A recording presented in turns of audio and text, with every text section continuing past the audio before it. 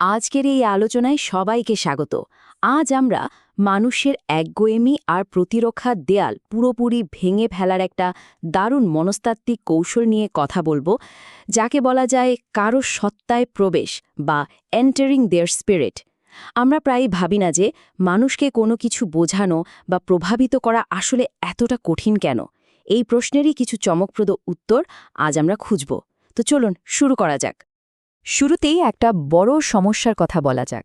খেয়াল করলে দেখবেন মানুষের সাথে যোগাযোগের সবচেয়ে বড় বাধা হলো তাদের নিজস্ব একটা প্রতিরোধের দেয়াল।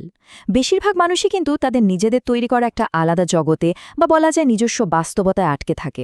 আর এই বিচ্ছিন্নতাই এমন একটা অদৃশ্য দেয়াল তৈরি করে, যার কারণে নতুন কোনো ধারণা গ্রহণ করা বা অন্যের কথা শোনাটা তাদের জন্য বেশ কঠিন হয়ে দাঁড়ায়।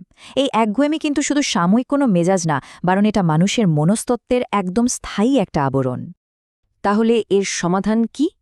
সমাধান হিসেবে একটা দারুণ সম্মোহনী কৌশল কাজ করতে পারে।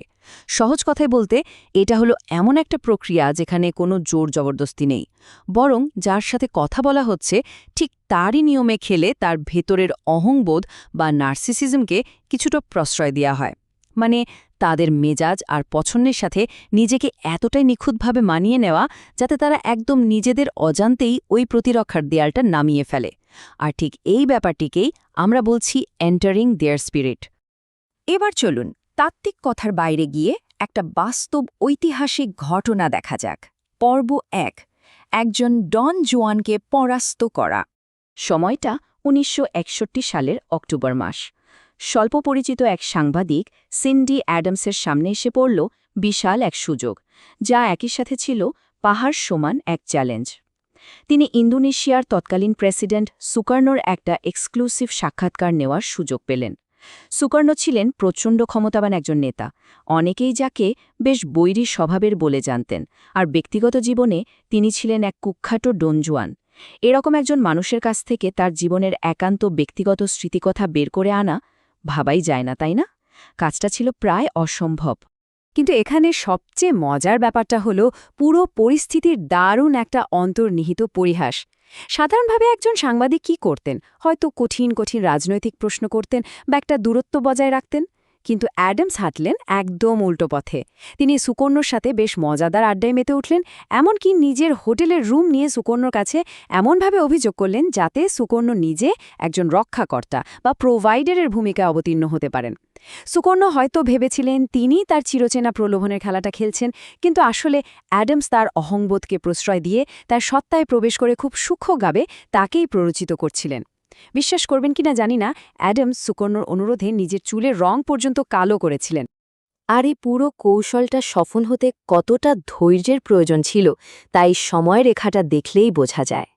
1961-এর সেই প্রথম বরফ গলানো মুহূর্তগুলো থেকে শুরু করে 1964-এ একজন স্পষ্টভাষী ও অনুগত সঙ্গী হিসাবে অ্যাডামসের ফিরে আসা, প্রতিটি পদক্ষেপে তিনি সুকর্ণর মেজাজটাকে যেন আয়নার মতো প্রতিফলিত করেছেন। এর চূড়ান্ত ফলাফল কি দাঁড়ালো?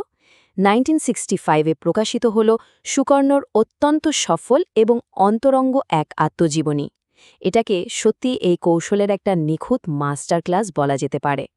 দারুণ একটা ঘটনা তো জানা হলো, এবার একটু গভীরে গিয়ে দেখা যাক এর পেছনের বিজ্ঞানটা কি। পর্ব ২, মিররিংয়ের মনস্তত্ত্ব বা অন্তর্নিহিত কাঠামো। এই কৌশলটা মূলত ৪টি সুনির্দিষ্ট ধাপে কাজ করে। প্রথমত, খুব সূক্ষ্ম পর্যবেক্ষণের মাধ্যমে মানুষের ভেতরের সত্তাটা বুঝতে হয়। এরপর আসে তাদের মেজাজ আর পছন্দের সাথে নিজেকে পুরোপুরি মিশিয়ে ফেলা এবং তাদের ধারণারই প্রতিধ্বনি করা। এই ধাপগুলো ঠিকঠাক পার হলে সামনের মানুষটি ভাবতে শুরু করে যে তাকে সত্যিই কেউ বুঝতে পারছে, সে মূল্যায়িত হচ্ছে। আর ঠিক সেই মুখ্য মুহূর্তেই আসে চতুর্থ আর চূড়ান্ত ধাপ, পুরো গতিশীলতা বা ডাইনামিকটা পাল্টে দিয়ে নিজের হাতে নিয়ন্ত্রণ নিয়ে নেওয়া।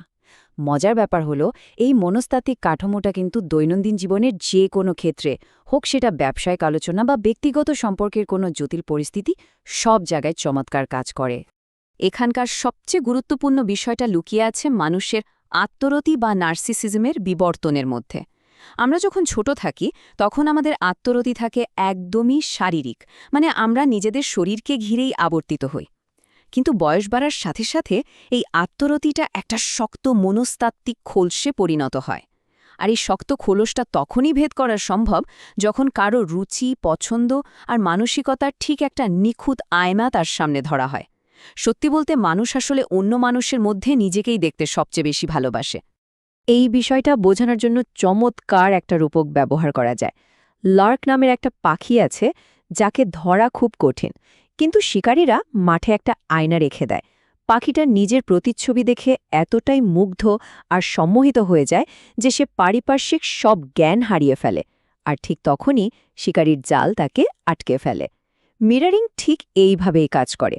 সামনের মানুষটি নিজের চিন্তাভাবনা আর রুচির প্রতিফলন দেখে এতটাই বিভোর থাকে যে চারপাশে তৈরি হওয়া ফাঁদটা সে টেরই পায় না। তবে এই শক্তিশালী কৌশলের একটা মারাত্মক দিকও আছে। চলুন সেটাই দেখি আমাদের তৃতীয় এবং শেষ পর্বে, ব্যর্থতার বিপদ এবং গতিশীলতা পরিবর্তনের ঝুঁকি। ইতিহাসের পাতা থেকে নেয়া এই দুটি উদাহরণ পাশাপাশি রাখলেই বিষয়টা একদম পরিষ্কার হয়ে যাবে। একদিকে আছেন সিন্ডি অ্যাডামস, যিনি সুকর্ণর সাথে মানিয়ে নিলেও নিজের মূল উদ্দেশ্য আর পরিচয় কিন্তু কখনোই হারিয়ে ফেলেননি। তিনি জানতেন কখন নিয়ন্ত্রণ নিজের হাতে নিতে হবে। অন্যদিকে কবি রায়না মারিয়া রিলকের ক্ষেত্রে ঘটল একদম উল্টোটা। তিনি নিজেই যেন একটা আয়নায় পরিণত হয়েছিলেন, যার নিজস্ব কোনো অস্তিত্বই অবশিষ্ট ছিল না। যদি আয়না ধরা মানুষটি একটা পর্যায়ে গিয়ে নিয়ন্ত্রণ নিতে না পারে এবং নিজেকেই হারিয়ে ফেলে, তখন পুরো সম্পর্কটাই একসময় চরম বিরক্তিতে রূপ নেয়। রিলকের এই ব্যর্থতার গল্পটা আসলেই বেশ করুণ। 1897 সালের দিকে তিনি রাশিয়ান লেখক লুয়া আন্দ্রেয়াস স্যালোমের প্রেমে পড়েন। স্যালোমেকে মুগ্ধ করার জন্য রিলকে এতটাই মরিয়া ছিলেন যে তিনি রাশিয়ান ভাষা শিখেছিলেন, নিজের পোশাক পাল্টে ফেলেছিলেন, এমনকি নিজের ঘরটাকে রাশিয়ান কৃষকদের তীর্থস্থানের মতো সাজিয়েছিলেন।